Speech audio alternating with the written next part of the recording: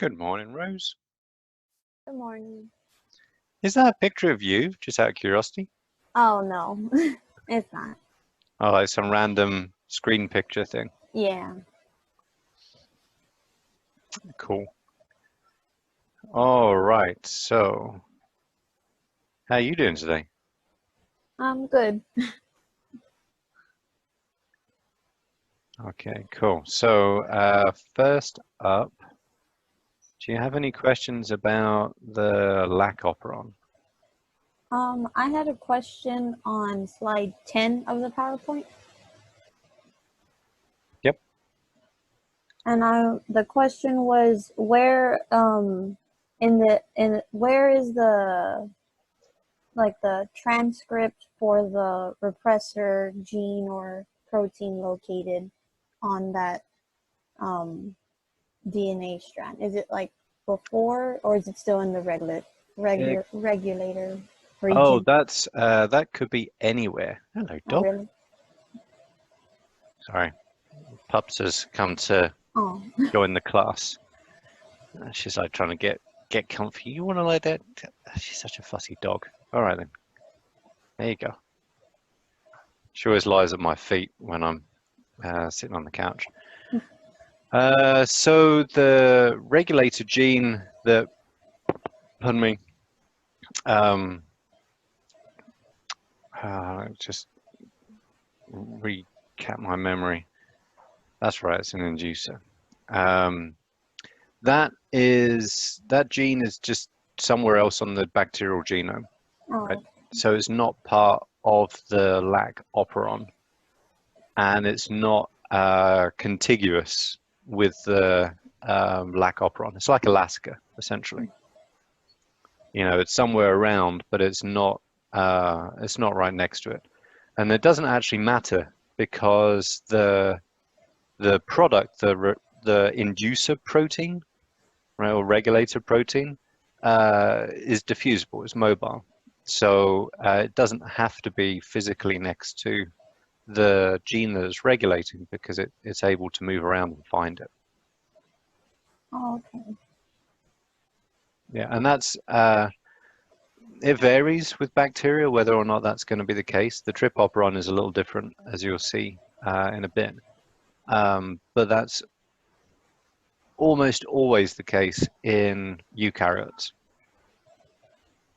It is very, very rare that a gene which regulates another gene is actually right next to the gene that it regulates. They can be anywhere.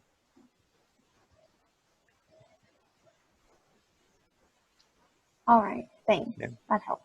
cool. And again, I'm not going to play with you, dog. I'm busy. Um, if you think about the mechanism of how it works, it doesn't need to be next to each other. Mm-hmm. The good example of when things need to be next to each other will be when we get down to, where are we? All right, can you see what I'm looking at here? Mm-hmm. Um, where is it at actually? Trying to find the best place. There's a pine here. No, it doesn't. I wish I had a better picture of it. Here we go. Oh God, the cat's going off now as well. This region here, right? So this is the leader region in the trip codon, Mm-hmm. right, which is involved in its regulation, and it's results in the production of a protein, and that protein doesn't do anything. But that leader region has to be contiguous with the trip operon because it works in a very different way, right? So this is more about how transcription and translation are linked in prokaryotes, right? So this isn't the attenuation of the trip operon isn't about something coming in and binding and or the binding of something being affected, right? It's not like the cap protein in the LAC operon here. right? So this isn't so much attenuation. This is actually the opposite. This is variable induction. But that result relies on a protein binding to the promoter, right, of the lac operon.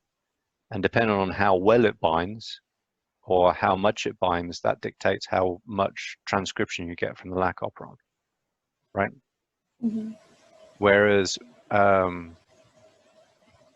the attenuation, like the fine tuning, if you remember us talking about the kind of the big on off switch and then the fine tuning of expression, in the trip operon, that works very differently. And it's actually a little bit tricky to get your head around. So we'll spend a whole bunch of time on that today, for sure. So yeah, there are lots of different ways of doing this. The classic way is to have a protein come in and bind something, typically in the regulatory region, which either increases or decreases transcription. That's very much the case of what happens in eukaryotes. Right, that's pretty much always how it works in eukaryotes. Whereas prokaryotes have a few other different tricks up their sleeves. So they do have that kind of approach with the cap protein in the lac operon, but they also have other approaches which make use of that co-transcription translation in bacteria, and that will be the attenuation of the trip operon is a classic example of that. Right, so that's really why we teach both the lac operon and the trip operon, because they're two very different ways of doing the same thing. Right, the lac operon is very much an inducible system with, I guess, you know, kind of negative feedback in a sense by glucose affecting cap. And the trip operon is a repressible system, so it's typically norm on, right, and it's then turned off, right, and it's also a great example of how transcription and translation work together in bacteria and how that can be used to control gene expression, not just to be gene expression. So that's, and also, so they're quite different systems, right? They're a good example of, but like two different ways in which you can control gene expression in bacteria. That's why they're used so commonly as examples. Okay, let's move this over. Oh, no, not that, this. Okay. Cool. Any other questions about the lac operon?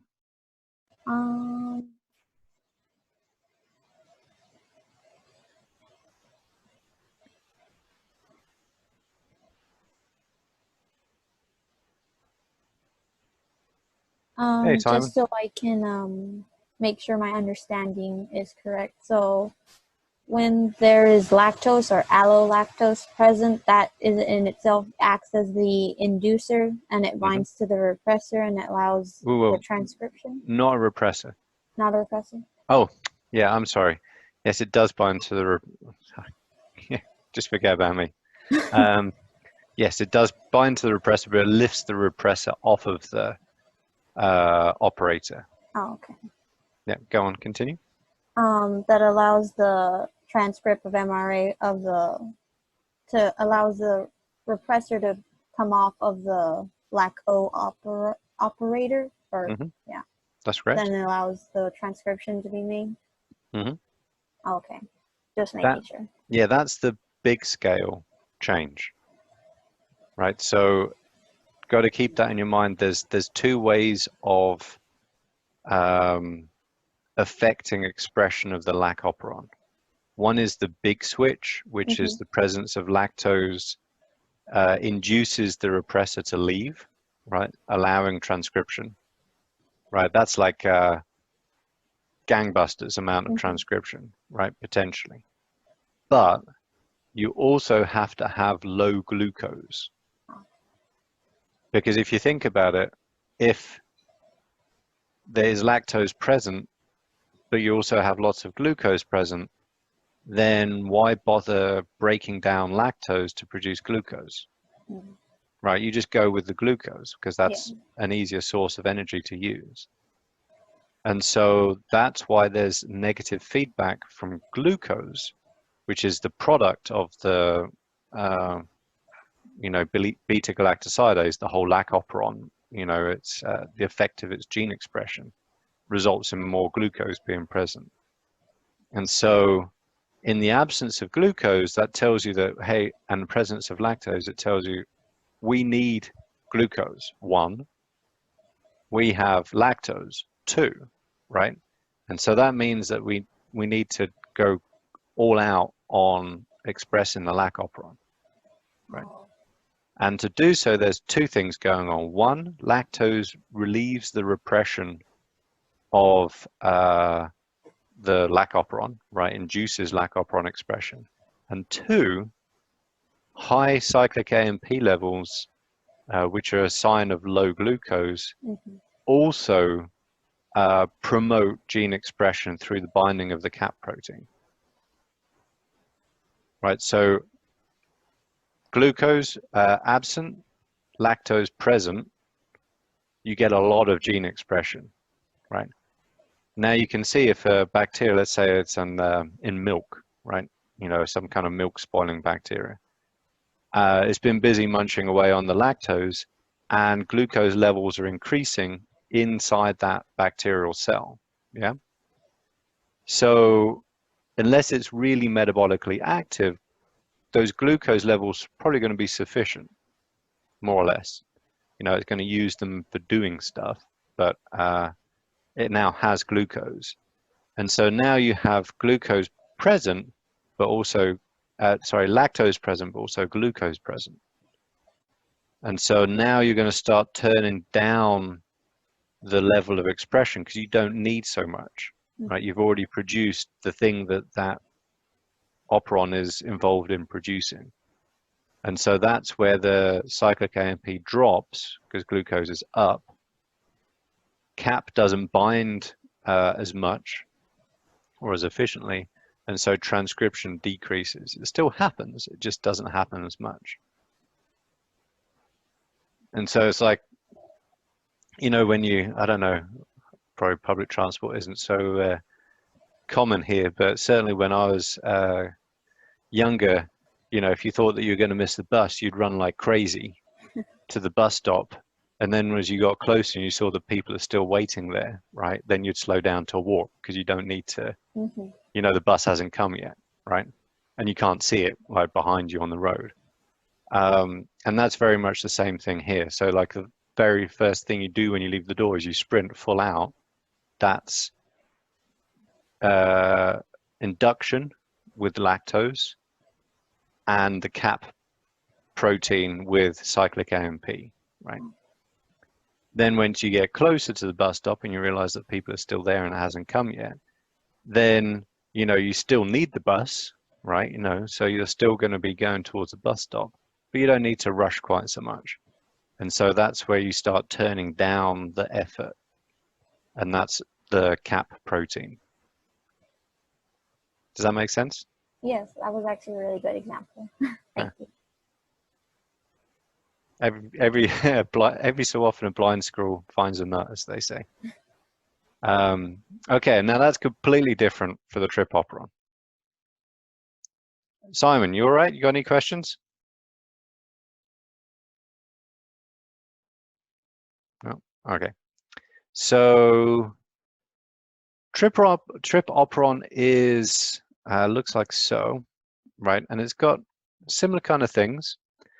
It now has, it's a repressible system, right? So the lac operon is an inducible system, which means that you can turn it on. It is normally off, right? And that's through the inducing the repressor to leave. The trip operon is a repressible system, which means it's normally on, and then the presence of something will turn it off, right? You can see how it's very different to the lac operon. And so the trip operon has some similarities, right, with the lac operon. It has a promoter, which you can see on the left. It has an operator, which is the TRPO just here. And it has a bunch of structural genes, right? A whole bunch of them. And that's because it takes a lot more steps to get from, I think it's charismate off the top of my head, to tryptophan. You have to go through a lot of different metabolic steps or enzymatic reactions. And these are all the enzymes which catalyze that those reactions. And there's also, where's it at? Oh, actually, maybe I'll have to double check. I thought that the TRPR gene was next to the TRP operon. Perhaps it isn't. I might have been confused. But anyway, so, and there's also a TRP repressor, right? Put a pen in your head just quickly. There's also, so something new, right, which we haven't seen yet with the lac operon, is this thing called the leader region, right? Also known as the attenuator sequence, right? We'll come back to that, right? We're not going to touch on that just yet, because again, this is the same deal. We're going to have one big change, right? One kind of like on-off switch for the TRP operon expression, and then we're going to have a fine-tuning control, right? So the attenuator sequence is part of the fine-tuning control. So anyway, here we have what's called TRPR is what's called an aporepressor, right? And it's called an aporepressor because in its native form, it doesn't work. So as you can see over here on the left, number 1, right? The aporepressor, the TRPR, is always produced, right? It's always present. But in the absence of tryptophan, it doesn't work, right? It doesn't bind, right? So essentially, again, you've got to think, what's the purpose of this expression of this operon? And the purpose is to produce tryptophan, right? So if there is no tryptophan, then you want the TRP operon to be expressed, right? That kind of makes sense. And so in the absence of tryptophan, this repressor doesn't bind and you get TRP expression, right? So this is why it's a repressible system. It's always on, right? Now, when tryptophan increases a lot through the actions of the TRP operon, or maybe, I don't think the bacteria get their amino acids from their environment. I think they make them all themselves. We're, as you know, humans, we're heterotrophs in that sense, right? We need to eat some of our amino acids rather than make them. Anyway, so when there is little tryptophan around, there's not enough tryptophan to bind to this repressor and stop expression, right? Now, once this TRP operon has been going for some time, and these enzymatic pathways have been working, then tryptophan levels build up, and that tryptophan negatively regulates, or it's like a negative feedback. It will bind to that repressor, now becomes an active repressor, right? So tryptophan is called the co-repressor. This protein is the aporepressor. It's just some terminology. And the tryptophan is a co-repressor because the two things have to be together for it to work. That now active repressor binds to the operator and prevents transcription, right? Shuts it down. That's the big on-off switch. Give you a little time to think about that.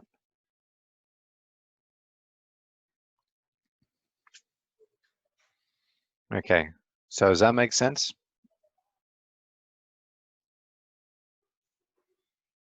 It's very much the opposite from the lac operon. In the lac operon, that repressor is bound.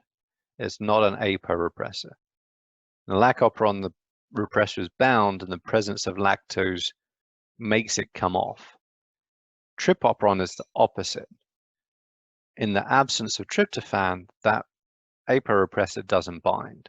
only when tryptophan is present through the actions of this pathway, then does it bind and you shut down gene expression.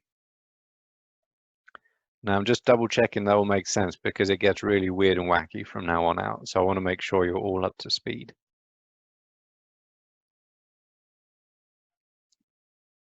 Yep, doing my best Wallace and Gromit smile. Okay, so now we have what's called attenuation.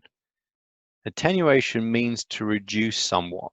It's like I don't know if you've been in a larger house or something where you have the Wi-Fi router downstairs and you can get great signal right next to it, and then you go upstairs or further away or in the garage or something and the signal decreases, right? That's because it's been attenuated by like the walls and various things in its path. It's been reduced. It's still present, but it gets reduced, and it gets reduced the further away you are from it, right?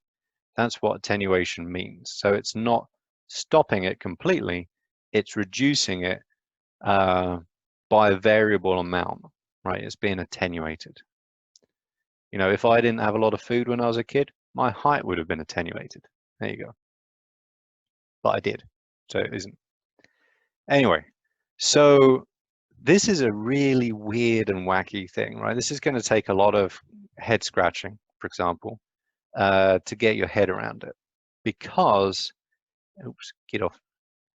It relies on RNA structures forming. Actually, let's go back a little bit, just to refresh you where this is. Ooh. Oh, sorry, need my coffee. So what's going on here is we have a leader region, right? This is essentially it's almost like a small gene, right? It doesn't do anything, right? It produces a protein, but that protein is, it's nonsense. It doesn't have any role, right? What its purpose is to tie together translation and transcription, right? So this region will be transcribed first. That's why it's called the leader region, right? And if it's depending on how it's translated, that dictates how well this following part is also transcribed, right? Because remember, transcription starts here. RNA polymerase binds to the promoter. Is she pestering the cat? Oh, that dog. My dog thinks that the cat really likes to play with her, and the cat really doesn't. Transcription is going to start here in the promoter. That's where the RNA polymerase is going to bind. If there is no fully active repressor with tryptophan bound to the operator, it will continue through this region, right? And it will transcribe this whole thing from, over here where the operator is all the way through to the end of trip A in one go, right? Does that make sense? Because that's really, really important. Okay, and so you know also that as soon as the transcript is produced, a ribosome can bind to it and start translating it, right? That's really, really important. In fact, this is probably the best known example of how transcription and translation are linked in bacteria and how important that is, right? It's actually a very, very good example. So keep that in your heads. Transcription is going to go through here, at least one hopes. And as soon as the RNA polymerase has moved through the leader region and transcribed it, it will start being translated, right? All good? Awesome. So Let's say what this leader region looks like. So essentially we have and this is, again, this is the leader region here, right? And this is the start of the first structural gene, TRPE, right, just here. Our operator and promoter will be over to the left. It's not pictured as part of this, right? So that's the context. Now, this leader region consists of 4 separate regions called region 1, 2, 3, and 4, right? It has a ribosome binding site, right? The Shine-Dalgarno sequence. It has a start codon, which is where, you know, translation will begin. And so you will get a ribosome binding here and starting the translation of this transcript while RNA polymerase is, you know, busy doing the rest of it. Okay. Now, there's 2 things going on here that are really, really important. One is that we have 2 trip codons, 2 trip codons in region 1. Right? These are going to require tRNAs with tryptophan loaded on them to come in for translation to continue through this leader sequence, right? Does that make sense? That's really important. This is actually how it works. The second thing, which is super important, is that these regions can pair with each other and form loops. So they can form structural RNA structures, okay? And they can form different sets of structures, right? They can form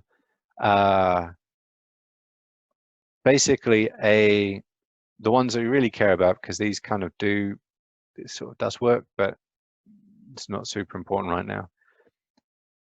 The ones that you really care about are a loop between 2 and 3, right, which you can see here, and a loop between 3 and 4, which you can see here. Now, obviously, if you form a loop between 2 and 3, you can't form a loop between 3 and 4 because the RNA in 3 is already base paired to RNA in 2. So if you form a 2-3 loop, then you're not going to form a 3-4 loop. If you can't form a 2-3 loop, right, let's say the ribosome is already on or over region 2 before region 3 gets fully transcribed, then the 3-4 loop is then allowed to form, right, because these two can't go together.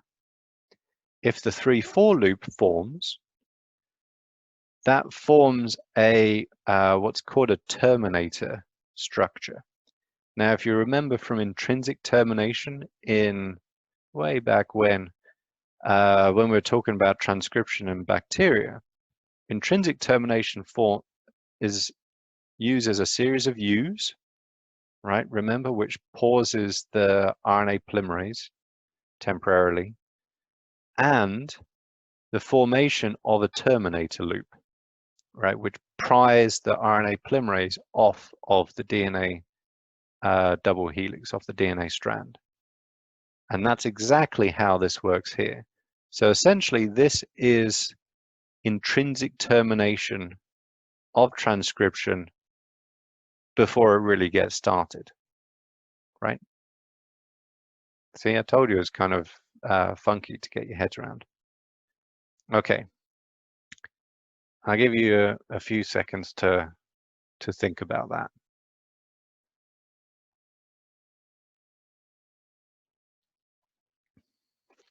And some bread pudding.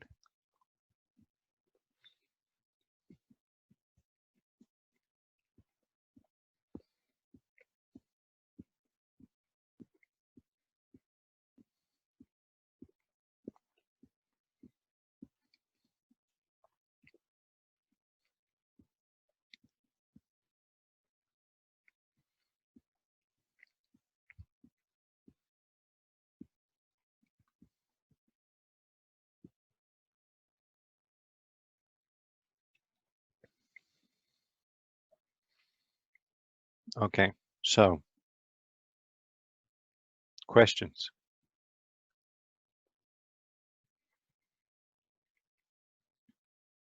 And if you don't have questions right now, write them down and bring them to class next week, Thursday. I had a question. So, it's really the loop formation between regions 3 and 4 that act as the terminator, like loop or structure. Correct. And it's only when those two bind or those two form is because the ribosome is already in region 2 that therefore 3 can't bind with it. Correct. Okay. Yep. That's exactly how it works. Now you're probably wondering what controls whether or not the ribosome is over region 2, right? Mm-hmm. That's probably the next question in your mind. That's down to the trip codons, right? So essentially, think about this in terms of like intermediate levels, right, of tryptophan. Not all the tryptophan you need and not none of the tryptophan you need, but somewhere in between. So if you don't have any tryptophan made yet, right, so this is say at the very beginning of this whole process, then essentially the ribosome is going to bind here, right, the ribosome binding site. It's going to assemble over the start codon, the whole ribosome structure coming together with the tRNA methionine, and then it's going to start translating. What's going to happen if there is no tryptophan in the cell when it gets to the trip codons? What's going to be, is it going to continue translating? No, because there's no tryptophan for the tRNA to grab or bind to so it can place Right. it. So there's not going to be any charged tRNAs entering the ribosome so it can move on to the next codon. So it's going to pause. Now, if it's paused over region 1 and the RNA polymerase is already, transcribing, over here, because it just keeps on going, what loop is going to form first? What pairing, right? If we've got the RNA polymerase over here, let's say over loop 4 by this point, what loop are you going to get forming?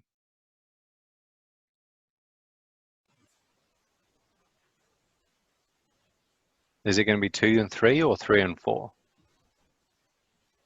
1, 3, and 4. No, because 2 and 3 are produced before 4 is. Oh. Right? So it's a linear thing, right? It's actually a matter of time. So if the ribosome gets paused over region 1, regions 2 and 3 are going to be produced before region 4 is. So regions 2 and 3 are going to form their loop. Now, even though region 4 is then going to be transcribed, because this RNA polymerase is going to keep on, doing its business, it's going to pause over the U's for a little bit, and then it's going to continue on to the structural genes. If 2 and 3 are formed, 3 and 4 cannot form, right? So essentially what the result of that is that the RNA polymerase is left to get onto its own devices, and it will continue transcribing the structural genes. Pardon me. Okay, now, what do you think is going to happen if there is enough enough tryptophan to charge those tRNAs, right? So now we have some more tryptophan, right? We might not always have enough, right? So that's where we get that kind of dithering. But let's say we have just enough to charge 2 tRNAs with tryptophan. Now we have the same thing happens again, right? And this is all linked together, right? It's a linear linked process. We have the ribosome binds to the ribosome binding site, and the start codon, it starts translating. Now when it gets the trip codons, there's now charged tRNAs for those codons, right? So is that ribosome going to pause over region 1?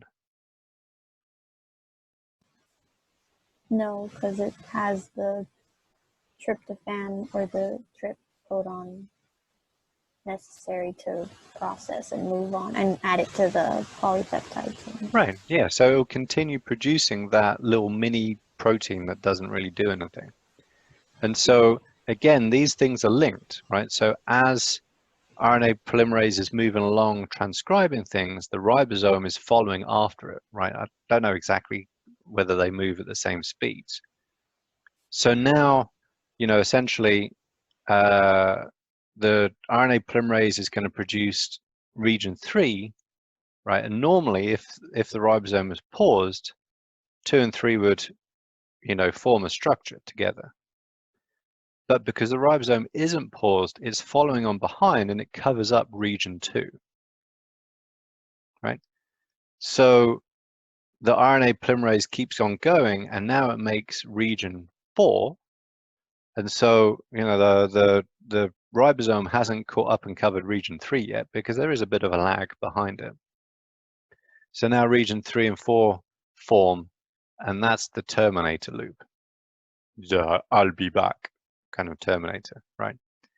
And that kicks the RNA polymerase off through that intrinsic termination process. So now, because the RNA polymerase isn't there, it doesn't transcribe the structural genes, and so you downregulate the expression from the trip operon. So even though it started, right, because there wasn't enough tryptophan to repress the system, right? So the transcription or the initiation of transcription started, because it's always on unless it's turned off. There was enough tryptophan present to load those tRNAs and stop gene expression. Now you can see how, well, maybe, now those 2 tRNAs have been used up. The next time it goes through, there might only be 1 charged tRNA, right? So it still pauses. So now you get some expression. And then the next time, maybe there will be enough tRNAs. So now you don't, right? So you get that kind of in-between sort of control that you don't get with a full-on or full-off control of gene expression. And that off only occurs once tryptophan has levels have raised to quite a lot higher than is necessary to attenuate expression, right? So it takes a lot more tryptophan to fully bind that apo-repressor and turn this off. It only takes a little bit of tryptophan to allow that leader sequence to be translated and to terminate transcription, right? So that gives you that, it's like a kind of in-between level of control. And it's all about how transcription and translation are tightly linked in bacteria. In eukaryotes, this just obviously wouldn't work, right? Because you get transcription, and then the mRNA gets kicked out of the nucleus, and then you get translation, right? There's no way that this would work in eukaryotes. It's a very much a prokaryotic specific thing. So that's also done quite nicely here, right? Where you can basically see what we've been talking about, right? So essentially the RNA polymerase, which is, you can see it here in that kind of orange, kind of goes through transcribing these regions, right, of the leader sequence. The ribosome comes on, binds, and basically stalls over region 1 in the absence of tryptophan, right? And so as a result, the RNA polymerase keeps on going over to region 4, and 2 and 3 are made, and so they loop together, and they form that structure. Whereas if you have, hello doggo, higher levels of tryptophan, not enough to repress the trip operon completely, but increasing levels, let's say, right, as a result of the trip operon expression. Now that ribosome is able to continue on to region 2 while the RNA polymerase is busy transcribing region 3. Okay, so there's no point at which 2 and 3 are free and available, right? 2 has been produced, but it's about to be covered up by the ribosome. 3 has not quite yet been finished, right? So these can't base pair.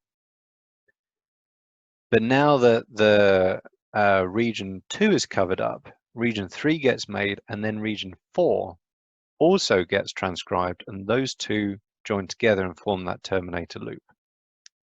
Right, so it's really like a kind of a race against time. You know, the ribosome is trying to catch up to stop loop region 2 from forming a loop so that the transcription gets terminated.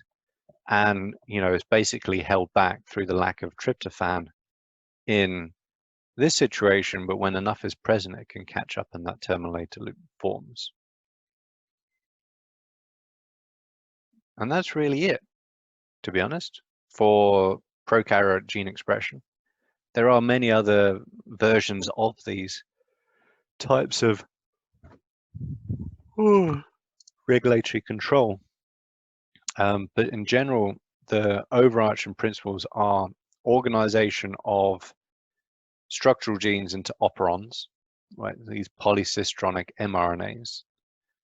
The concepts of induction and repression, you know, what that means in terms of the native state of that particular operon.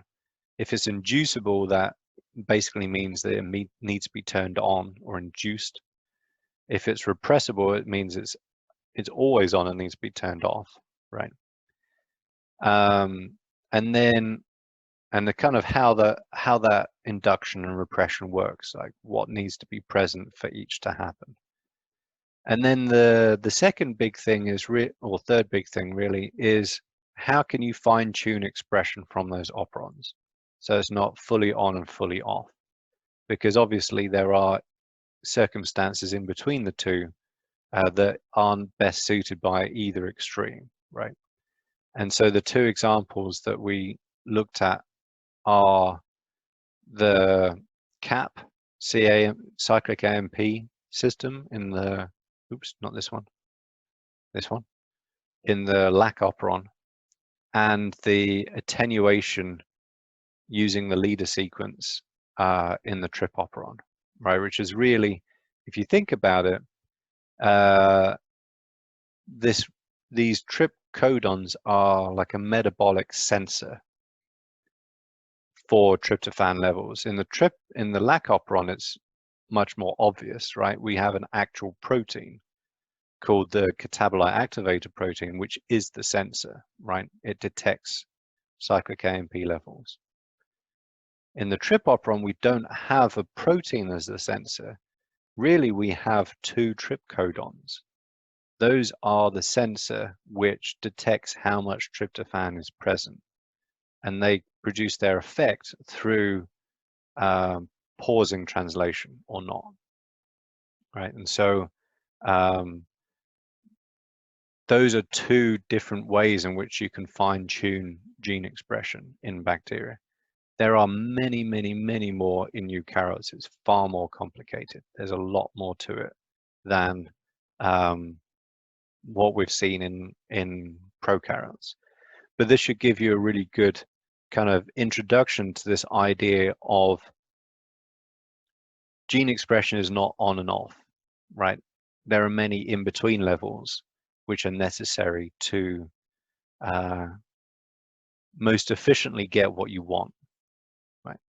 And what we'll see in eukaryotes is that there are many, many, many more levels and also far more contexts, right? It's not just, oh, is lactose present or not? You know, that's a pretty simple yes, no kind of answer. You know, in eukaryotes, it's a lot more complicated. You know, it might be, is this signal present and am I in the right place and am I here at the right time? You know, if all of those things are correct, then yes, expression will happen. If one of them is not, then no, it might not, or it might occur in a different way, right? So this is a very good introduction to this concept of control of gene expression, right? And some of the subtleties involved in it. But it is very much an introduction. It gets a lot more complicated with eukaryotes, right? Because there's a lot more things to fiddle with, essentially, right? And not more switches and knobs to dial in and out the right amount of gene expression than what we have in prokaryotes. But hopefully this should give you the kind of the overview, or like the sense of what's going on. So when we get to eukaryotes, which will be on Thursday. Yeah, so that's what we're going to be doing on Thursday. Then it should be a little bit more manageable. All right, does anybody have any questions? Speak now or forever hold your peace, at least until Thursday. No? Oh, hang on, we got a chat. Cool, okay.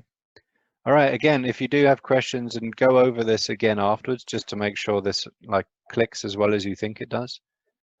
Just write them down and bring them to class on Thursday, and we can spend the first, 10-15 minutes as necessary going over this stuff, because a lot of this stuff doesn't sink in very well the first time round, right? It takes a couple of goes or more, before it properly clicks.